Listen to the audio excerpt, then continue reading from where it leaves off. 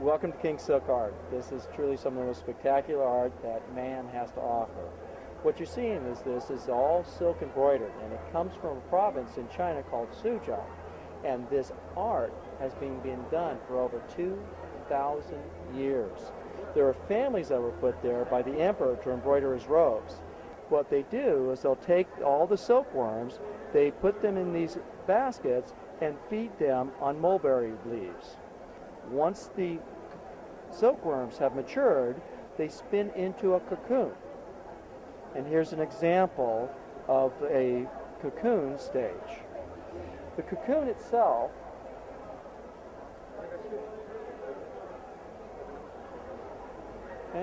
and what they do with this is they'll take a vegetable dye, permeate the silk with the dye. So what you're looking at is an organic to an organic. So the dye becomes a permanent fixture in the silk thread, and so it will never lose its color. They can get about 2,000 feet out of one cocoon of that very, very fine fiber. This is thinner than a human hair. They'll then take this and literally just start stitching it. As part of it, the first thing they'll do is they'll split the thread down to a specific count of the thread itself. The thread starts with a total of 16 strands. Depending upon the quality of the piece, they will determine how many strands they use to actually do the work.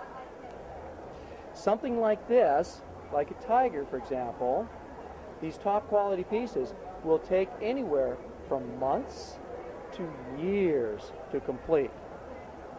So if we look, for example, at the back of one piece, and here you can actually see that how lovely it actually is. And if you were to rub your hands over it, you can actually feel the little knots. This is actually one of the key elements to tell you that this has actually been stitched by hand. So in fact, if we turn it over, and there's the front. Absolutely wonderful.